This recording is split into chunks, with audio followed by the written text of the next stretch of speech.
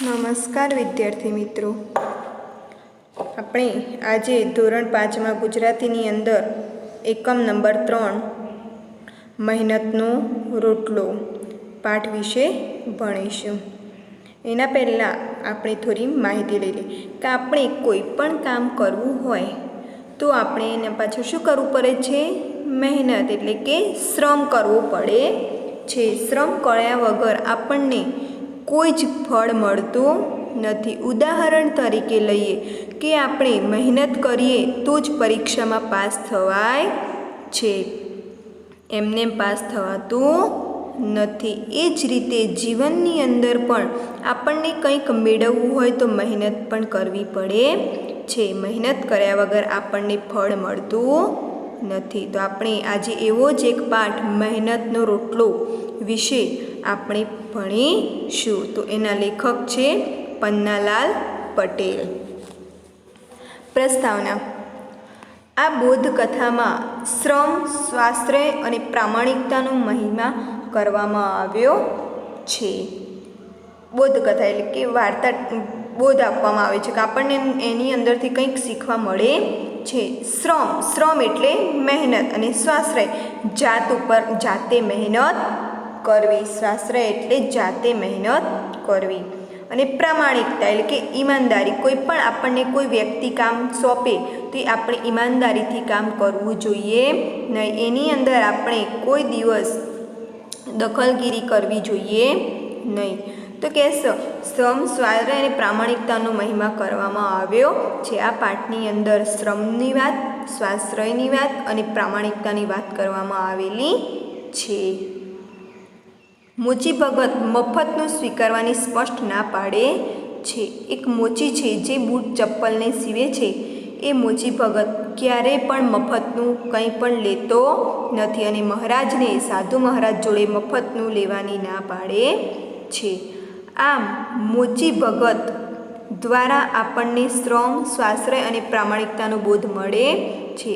મોચી જોડેથી આપણને 3 બોધ શીખવા મળે છે. શ્રમ એટલે કે જાતે મહેનત કરવી, શ્રમ એટલે મહેનત કરવી, અને સ્વાશ્રય એટલે કે જાતે જ મહેનત કરીને ખાવું જોઈએ, બીજા ઉપર કોઈ પણ દિવસ આશા રાખવી જોઈએ નહીં. અને પ્રામાણિકતા એટલે કે ઈમાનદારીથી આપણને કામ કરવું જોઈએ. તો હવે આપણે શું કરીએ વિદ્યાર્થી મિત્રો? પાઠ જોઈશું.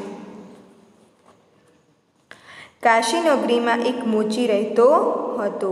કાશી નગરી એક ગામ નાનકડું હતું. એ નગરીની અંદર એક મોચી રહેતો હતો. તે બહુ પ્રામાણિક એટલે કે ઈમાનદારી વ્યક્તિ હતો. સંતોષી પણ એટલો, એનો સંતોષ હતો. જે પણ મળે એની અંદર એ સંતોષ માનતો હતો. એકવાર એક સાધુ આવીને મોચીને પૂછવા લાગ્યા કે મોચીની દુકાને એક સાધુ મહારાજ આવ્યા અને પૂછવા લાગ્યા, મોચી ભગત, મારા પગના પગરખાનું શું પડે? એટલે મોચી ભગતે કીધું,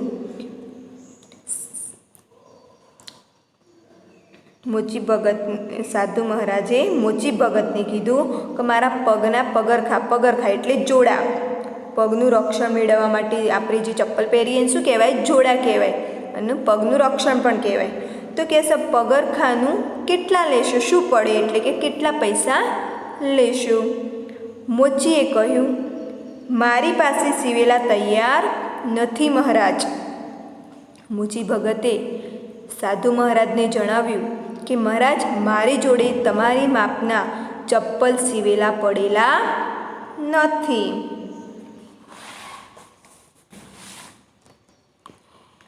સાધુ કહે, સીવી દો તો શું લો? સાધુ મહારાજે કીધું કે તમે સીવી દો એટલે કે તમને હું સીવવા માટે આપું ચપ્પલ મારા, તો તમે કેટલા પૈસા લો? મોચીએ કહે 1.5 રૂપિયો. મોચીએ કેટલા કીધા? 1.5 રૂપિયો લેવાનો કીધો.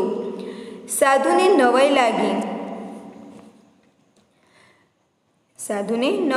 કેમ નવાઈ લાગી? કે બીજા મોચીને પૂછવા ગયા તો એને 2 રૂપિયા કીધા હતા, અને આ મોચી ભગતે કેટલા કીધા? સીધા 1.5 રૂપિયો કીધો. એટલે સાધુ મહારાજને નવાઈ લાગી કે બીજા મોચીએ મને 2 રૂપિયા કીધા અને આને તો સીધા મને 1.5 રૂપિયો જ કીધો. બીજાઓએ 2 રૂપિયા દેખાડ્યા હતા, પછી ઘટાડીને 1.5 રૂપિયા સુધી આવ્યા હતા. મોચી મહારાજ કહે છે, અરે સાધુ મહારાજ મોચી ભગતને કહે છે કે બીજા લોકોએ મને 2 રૂપિયા બતાડ્યા હતા ચપ્પલ સીવવાના, અને તમે સીધા 1.5 રૂપિયા જ કહો છો, અને બીજા મોચીઓએ તો મને ઘટાડીને 1.5 રૂપિયા સુધી આવ્યા હતા, કે સમય કપાવતા 1.5 રૂપિયામાં સીવવાના મને કીધા હતા. પણ આણે તો મૂળમાં જ 1.5 રૂપિયો કહ્યો, કે આને તો શું કીધું, મૂળમાં જ, એટલે કે પહેલાં જ એને 1.5 રૂપિયો લેવાનું કહ્યું. મૂળમાં એટલે પહેલાં જ એને 1.5 રૂપિયા લેવાનું કીધું. સાધુએ પૂછ્યું, 1.5 તો કહેવાના, પણ લેવાના કેટલા? સાધુએ પૂછ્યું મોચી ભગતને કે તમે 1.5 તો કહો છો, પણ લેવાના કેટલા? તો મોચી ભગત બોલ્યો, સાધુ મહારાજ સામું જોઈને શું હસવા લાગ્યો. તેણે કહ્યું, જે કહેવાના એ લેવાના મહારાજ.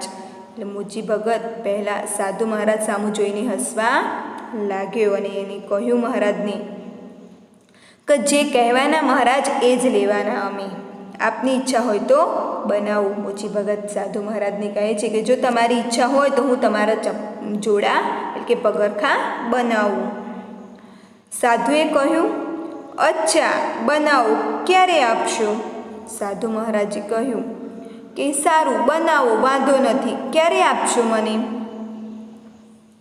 મોચી બોલ્યો, પરમ દિવસે, આ વખતે. એટલે કે મોચી ભગતે કીધું કે પરમ દિવસે તમે આ ટાઈમે આવીને લઈ જજો. પણ સાધુ મહારાજને મોચી ભગત ઉપર વિશ્વાસ હતો નહીં. એમને એમ હતું કે મોચી ભગત જુઠ્ઠું બોલે છે અને મને જલ્દી સીવીને આપશે નહીં.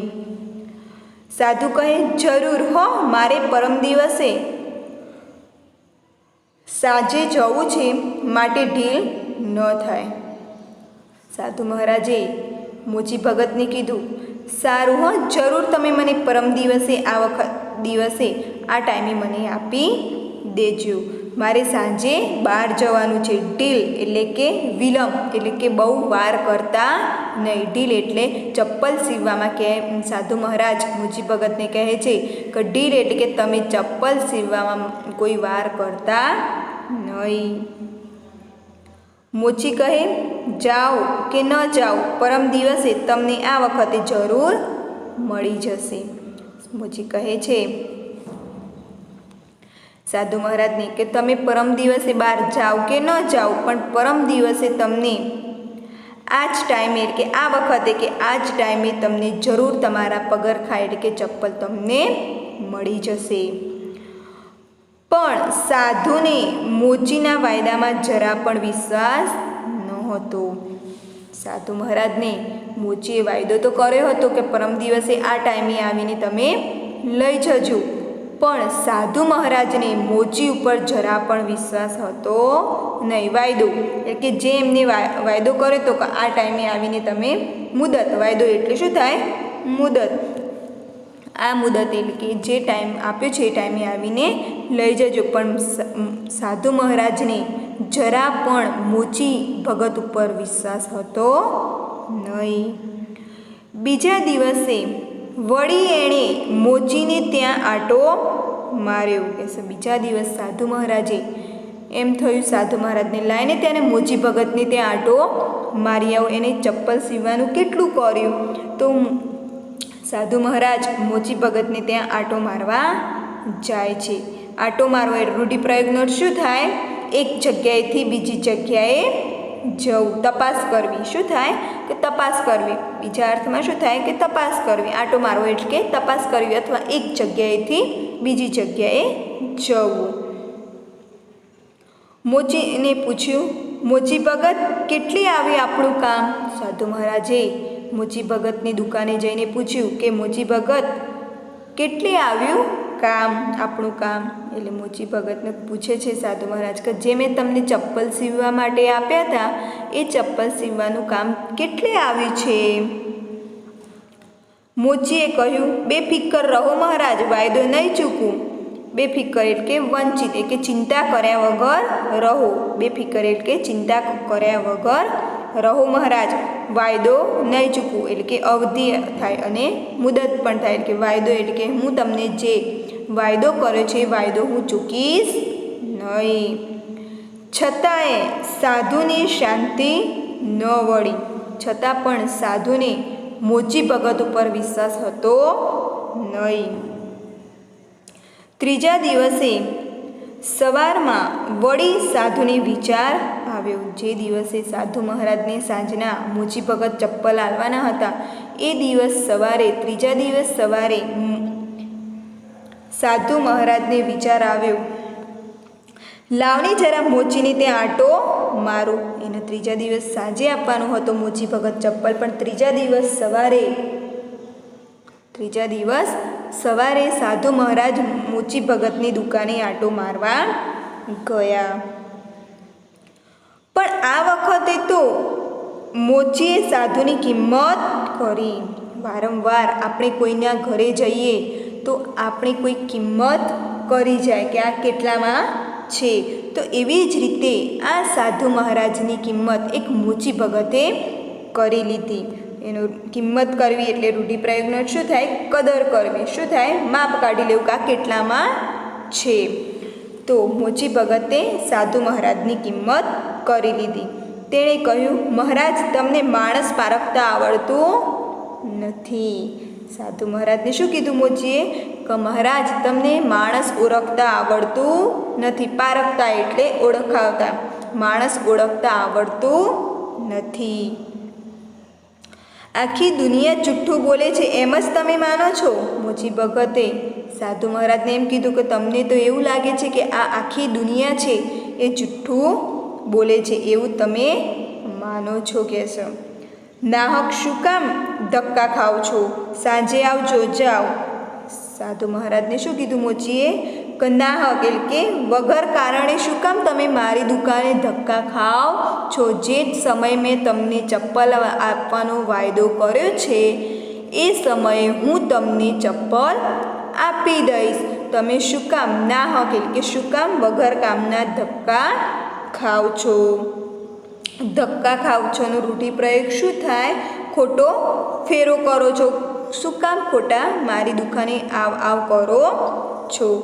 સાંજે આવજો. મોચી ભગતે કીધું સાધુ મહારાજને કે જાઓ, સાંજે આવીને લઈ જજો. સાંજે સમય પ્રમાણે સાધુ આવ્યા ત્યારે પગરખા બિલકુલ તૈયાર હતા. સાંજના સમય પ્રમાણે સાધુ મહારાજ મોચીની દુકાને જઈને ઊભા રહ્યા. બિલકુલ એ જ ટાઈમ હતો જે ટાઈમે મોચીએ વાયદો કર્યો હતો. એ ટાઈમે મોચી ભગતની દુકાને સાધુ મહારાજ ઊભા રહ્યા અને એ ટાઈમે સાધુ મહારાજના પગરખા એટલે કે ચપ્પલ તૈયાર હતા. આ જોઈ સાધુ મોચી ઉપર બહુ ખુશ થયા. મોચીનો વાયદો જોઈને અને કામ જોઈને સાધુ મહારાજ મોચી ઉપર બહુ ખુશ થઈ ગયા હતા. તે સમજી ગયા મોચી સાચુકલો છે, ખરેખરો ભગત છે. સાધુ મહારાજ સમજી ગયો કે આ મોચી સાચે સાચો ભગત છે અને સાચું બોલવાવાળો વ્યક્તિ છે. કદી જૂઠું બોલતો નથી કહેશે. કોઈ દિવસ આ મોચી કહેશે જૂઠું બોલતો નથી કહેશે. સાધુએ તેને 2 રૂપિયા આપ્યા. મોચી પાસે છૂટા પૈસા ન હતા. સાધુ મહારાજ ખુશ થઈને મોચી ભગતને 2 રૂપિયા આપી દીધા. કેટલા પૈસામાં સીવવાના હતા ચપ્પલ? 1.5 રૂપિયામાં સીવવા આપ્યા હતા. પણ મોચી ભગતનું કામ જોઈ અને વાયદો જોઈને અને સાચુકલો વ્યક્તિ બોલવાવાળો સાચો વ્યક્તિ જોઈને સાધુ મહારાજ મોચી ભગત ઉપર ખુશ થઈ ગયા. એટલા માટે સાધુ મહારાજે મોચી ભગતને 2 રૂપિયા આપી દીધા. હવે મોચી ભગતને તો લેવાના કેટલા હતા? 1.5 રૂપિયો લેવાનો હતો. પણ મોચી ભગત જોડે છૂટા હતા નહીં. છૂટા પૈસાનો રૂઢિપ્રયોગ શું થાય? પરચુરણ. શું થાય? પરચુરણ અથવા ચિલર. તો કહેશે મોચી ભગત જોડે 2 રૂપિયા આપ્યા સાધુ મહારાજે, પણ એને 1.5 રૂપિયો લેવાનો હતો. 50 પૈસા એની જોડે છૂટા હતા નહીં. તે પૈસા લઈને ઊભો થયો. મોચી ભગત પૈસા લઈને રૂપિયા પૈસા જે સાધુ મહારાજે આપ્યા હતા એ પૈસા લઈને ઊભો થયો. તેણે સાધુને કહ્યું, જરાક ઊભા રહો મહારાજ, હું સામેની દુકાનેથી પરચુરણ લઈ આવું. એણે સાધુ મહારાજને કીધું, મોચીએ કહ્યું, સાધુ મહારાજ જરા ઊભા રહો તમે, હું સામેની દુકાનેથી છૂટા પૈસા પરચુરણ એટલે કે છૂટા પૈસા લઈને આવું. સાધુએ કહ્યું, રહેવા દો ભગત, એટલા પૈસાની આપણા તરફથી તમાકુ પીજો. સાધુ મહારાજે શું કીધું મોચી ભગતને કે રહેવા દો, 50 પૈસા છૂટા ન હોય તો એટલા પૈસાની મારા તરફથી તમે તમાકુ પીજો. મોચીએ કહ્યું, હું તમાકુ પીતો નથી મહારાજ. મોચી ભગતે સાધુ મહારાજને કીધું કે સાધુ મહારાજ હું તમાકુ પીતો નથી એટલે કે વ્યસન કરતો નથી, તો આપણા તરફથી પગરખા સીવવા માટેની દોરી લાવજો. તો શું કહે છે મોચીને સાધુ મહારાજ કે જો તમે તમાકુ ન ખાતા હોય મોચી ભગત તો મારા તરફથી તમે આ પગરખા એટલે કે ચપ્પલ સીવવાનો દોરો તમે લાવી દેજો. વિદ્યાર્થી મિત્રો, આજે મેં જે પાઠ ચલાવ્યો છે એ પાઠનું પુનરાવર્તન તમારે જાતે કરવાનું રહેશે અને આગળનો પાઠ આપણે બીજા ભાગની અંદર જોઈશું.